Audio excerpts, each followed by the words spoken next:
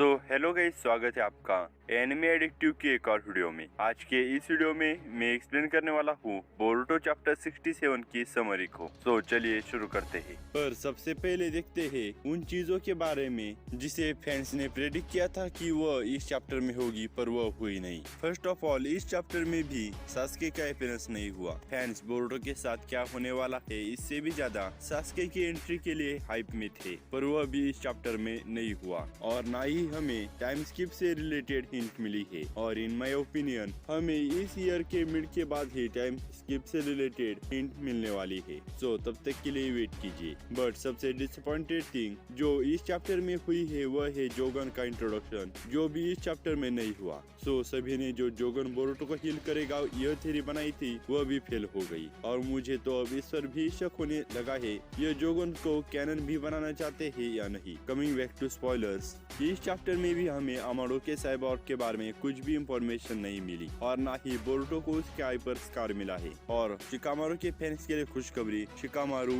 अभी भी जिंदा है। बट भले ही इस चैप्टर में शिकामारू के लिए खुशखबरी थी, बट यह चैप्टर नारुतो के लिए किसी नाइटमेयर से कम नहीं था। अब तक जितनी भी सारी लीक, स्पॉयलर्स और पैनल्स लीक हुए हैं, इन सभी में नारुतो की इमोशन को देखकर सच में मैं भी इमोशनल हो गया हूँ और उसके लिए सिंपैथी फील कर रहा हूँ। इस चैप्टर में जो नारुतो का हाल हुआ है, उसके जो एक्सप्रेशन से और उसकी इतनी ज्यादा सैडनेस को मैंने सिर्फ 2 ही बार देखा है। सच में इस चैप्टर में नारुतो की कंडीशन काफी वर्स बन गई थी। बट क्या इसका मतलब यह चैप्टर डिसअपॉइंटिंग था? तो ऐसा बिल्कुल नहीं, बल्कि यह chapter one of the best chapter था। और साथ ही में यह बहुत सारी अनएक्सपेक्टेड चीजें भी हुई है और साथ ही में कर्मा से रिलेटेड एक और इन्फॉर्मेशन हमें बताई जाती है। चलिए अब इतनी सारी बकवास के बाद चैप्टर को स्टार्ट करते हैं। इस चैप्टर के कवर पर हमें एडा दिखाई जाती है जिसने मॉडल पोज दिया है और इसके बाद इसके सिंपल्स के नंबर्स और भी इंक्रीज होने वाले हैं। चैप्टर का स्टार्ट वहीं से होता है जहां हमने लास्ट चैप्टर को छोड़ा था। चैप्टर के स्टार्ट में हम देखते हैं बोरुटो लास्ट चैप्टर में जो कुछ हुआ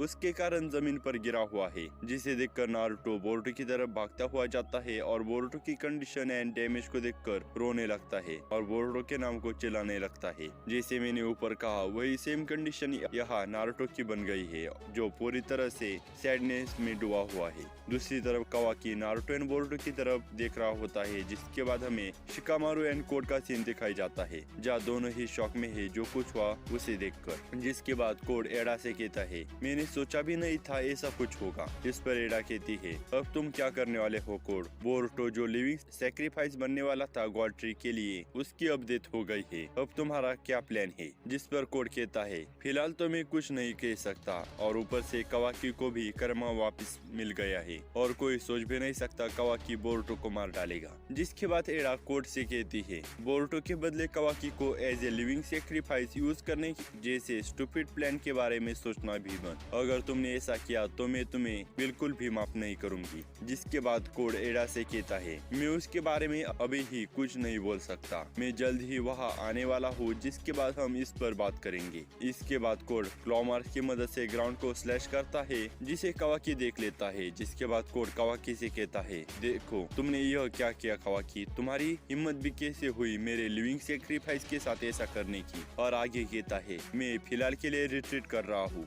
भले ही तुमने पावर को एक्वायर किया है, पर यह याद रखना जब तक तुम जिंदा हो तब तक तुम फ्री नहीं हो पाओगे। तुम हमेशा किसी न किसी की मर्जी के ऊपर ही रहोगे। मैं समझ सकता हूँ इस तरह की डेस्टिनी होना किस तरह का होता है। जिसके बाद कोड वहाँ से जाने लगता है जहाँ वह शिकामारू को किक मार के खुद से दूर भेजता है। पर उसी वक्त कावाकी सकुना हिकुना की मदद से कोड के क्लॉ मार्क्स को श्रिंक करता है और वह इतने छोटे हो जाते हैं कि कोड उनका यूज भी नहीं कर सकता। जिसके बाद कावाकी काफी बैडास वे में बिना कुछ बोले कोड की तरफ बढ़ने लगता है। जिसके बाद कोड फिर से क्लॉ मार्क्स का यूज करता है, पर इस बार भी कावाकी इसे श्रिंक करता है, जिस कारण कोड काफी एनॉय और फ्रस्ट्रेट हो जाता है। और कावाकी उसकी तरफ आते हुए कहता है, यह दूसरे लोगों के डेस्टिनी के बारे में सोचने का वक्त नहीं है कोड, क्या तुम देख नहीं सकते यह सिचुएशन क्या है? और आगे कहता है, यह फर्क नहीं पड़ता नानादाइमे को हर्ट करने की कोशिश कौन कर रहा है, अगर वह मेरा भाई भी है तो भी मैं उसे मार सकता हूँ। ऐसे में तुम सोच भी कैसे सकते हो कि मैं तुम्हें यहाँ से जाने दूंगा। जिसके बाद कावाकी ब्लैक रॉड्स को फॉर्म करता है और कोड की तरफ शूट करता है, पर कोड इसे डॉज करता है। जिसके बाद इन दोनों में थोड़ा क्लोज कॉम्बैट हो जाता है,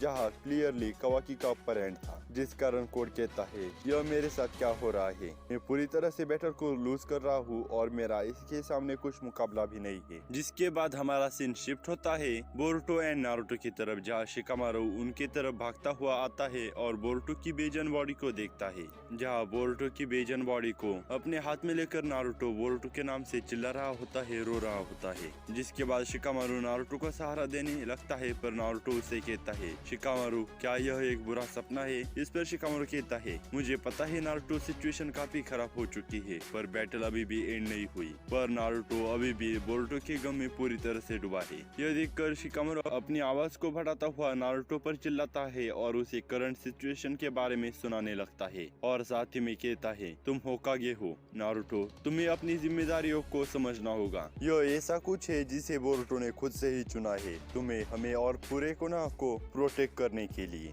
ऐसा ही कहकर शिकामारू नारुतो को सहारा देने की और उसे मोटिवेट करने की कोशिश करता है। इसके बाद फिर से हमारा सीन शिफ्ट होता है कावाकी एंड कोड की बैटल की तरफ, जहाँ कावाकी के 3 ब्लैक रॉड्स कोड की शोल्डर में पियर्स कर जाते हैं, जिसे देखकर कोड कहता है, अगर ऐसा ही चलता रहा तो मैं मारा जाऊंगा। और दूसरी तरफ कावाकी कोड के काफी नजदीक आ जाता है और उसके फेस के सामने उसके हैंड को लाता है। यहाँ से वही सीन हुआ है जैसा कावाकी एंड बोरो के साथ हुआ था। यहाँ कावाकी पॉइंट ब्लैंक रेंज से ही कोड के मुंह के ऊपर एनर्जिकल ब्लास्ट करने वाला था और आगे कोड से कहता है, तुमने कहा था कि कोई मुझसे मिलना चाहता है, पर मुझे उनके मोटिव्स के बारे में कुछ भी नहीं पता, और अगर उन्होंने नानादाइमे को अपोज करने की कोशिश की तो मैं उन पर भी मर्सी नहीं दिखाऊंगा, पर मैं इसकी शुरुआत तुमसे करने वाला हूँ कोड। और इसके बाद कावाकी अपने हैंड से ब्लास्ट कोड पर करता है, जिस कारण पूरे ग्राउंड पर धुआं ही धुआं हो जाता है। और यह स्मोक हटने के बाद हम देखते हैं कि कावाकी की हालत काफी खराब हो गई है, जैसे उसका अटैक उस पर ही रिफ्लेक्ट हो गया हो। जिसके बाद कोड का सीन दिखाई जाता है, जहाँ उसने अपने फेस के ऊपर के क्लॉ मार्क की मदद से डेमन को एडा की गोद से खींच लिया होता है। पर यहाँ डेमन का अपर सेक्शन ही बैटल फील्ड में आ गया होता है एंड उसका लोअर सेक्शन अभी भी एडा के पास ही है। पर यहाँ ध्यान देने की चीज यह है कि डेमन ने कावाकी के अटैक को भी नहीं देखा, उसकी बैक कावाकी की तरफ थी, मतलब डेमन ने बिना देखे ही कावाकी के अटैक को रिफ्लेक्ट किया, जिस कारण कावाकी भी बेहोश हो जाता है। जिसके बाद डेमन पूरी तरह से बैटल फील्ड में आ जाता है और अभी जो कुछ हुआ यह देखकर शिकामारू सरप्राइज हो जाता है। जिसके बाद डेमन कोड से एनिमी के बारे में पूछने लगता है, पर कोड उससे कहता है, तुमने काफी अच्छा काम किया, और उसे फिर से एडा की तरफ भेज देता है और कहता है, इसके बारे में हम बाद में बात करेंगे। इस पर एडा कहती है, यह सच में काफी सेल्फिश एक्ट था, और बाद में कावाकी की कंडीशन के बारे में पूछने लगती है, क्या वह जिंदा है या नहीं, अगर उसे कुछ हो जाता है तो मैं तुम्हें बिल्कुल भी माफ नहीं करूंगी। जिसके बाद कोड कावाकी की नर्स को चेक करके एडा को बताता है, तुम्हारा प्रिंस अभी भी जिंदा है, और हम देखते हैं कि कावाकी अभी भी बेहोशी की हालत में ही गिरा हुआ है। इसके बाद कोड कहता है, सच में यहाँ की सिचुएशन काफी खराब हो गई है और मैं इनके साथ कम्पीट नहीं कर सकता। और आगे कहता है, मुझे मेरे लिमिटर्स को जल्दी ही रिलीज करना पड़ेगा और अमाडो से कुछ भी करके मेरी पूरी पावर को रिस्टोर करना पड़ेगा। जिसके बाद कोड क्लॉ मार्क्स की मदद से डिसअपीयर हो जाता है। इसके बाद शिकामारू एंड नारुतो में कावाकी से रिलेटेड आर्गुमेंट स्टार्ट होता है, जहाँ शिकामारू नारुतो से कहता है, हमें अब सोचना होगा कावाकी के साथ हमें क्या करना चाहिए। इस पर नारुतो कहता है, तुम क्या कहना चाहते हो? इस पर शिकामारू कहता है, क्या तुमने नहीं देखा कावाकी ने उसके कॉमरेड उसके भाई को मार डाला, और वह भी बिना हेसिटेशन के। इस पर नारुतो कहता है, तो तुम क्या चाहते हो, कावाकी के साथ क्या किया जाए? क्या तुम चाहते हो हम उसे दूर छोड़ाए या उसे सबसे दूर करे? जिस पर शिकामारू कहता है, मैं ऐसा नहीं कह रहा, हमें हमारी रेपुटेशन को भी बाकी के विलेजेस के सामने बनाए रखना है, और साथ में हम उसकी रिस्पॉन्सिबिलिटी को ऐसे ही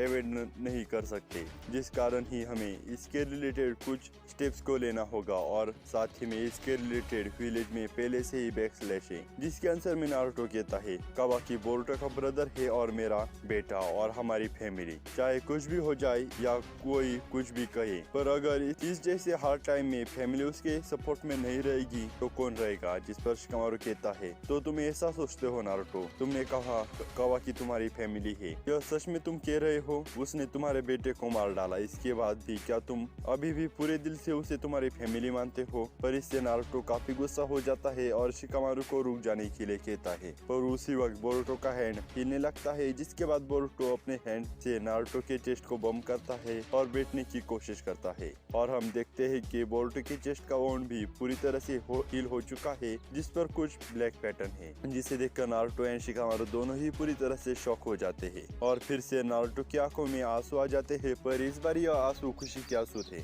इसके बाद हमें बोरुटो के चेस्ट का क्लोजअप दिखाई जाता है, जहां हम उसके चेस्ट पर ब्लैक पैटर्न को देख सकते हैं और इसके बाद फिर से एक बार टाइम स्टॉप हो जाता है और फिर से मोमोशिकी का अपीयरेंस, जहाँ मोमोशिकी बोरुटो को बताता है किस तरह से उसने बोरुटो को हील किया। यह सेगमेंट थोड़ा कॉम्प्लेक्स है, जिसे मैं एक स्पेशल वीडियो में कवर करने वाला, पर फिलहाल के लिए आप इतना समझ सकते हैं कि बोरुटो की अगर डेथ हो जाती तो ऐसे में मोमोशिकी की भी डेथ हो जाती, जिस कारण मोमोशिकी ने उसे हील किया। बोरुटो की ऑथोसिफिकेशन की प्रोसेस 82% कंप्लीट हो चुकी थी एंड जिसके बाद जो रिमेनिंग 80% कर्मा की इंफॉर्मेशन थी उसको मोमोशिकी ने कन्वर्ट किया बोरुटो के सेल्स एंड टिश्यूज को बनाने के लिए, जिस कारण बोरुटो 100% ओतोसुकी बन गया। पर वह अब मोमोशिकी का विषय नहीं रहा, क्योंकि मोमोशिकी का जो 80% डाटा था वह अब बोरुटो में कन्वर्ट हो गया है। So in short Boruto and Kawaki का प्लान था बोरुटो को मार डालने का, जिसके कारण वह मोमोशिकी को फोर्स करेंगे बोरुटो को हील करने के लिए,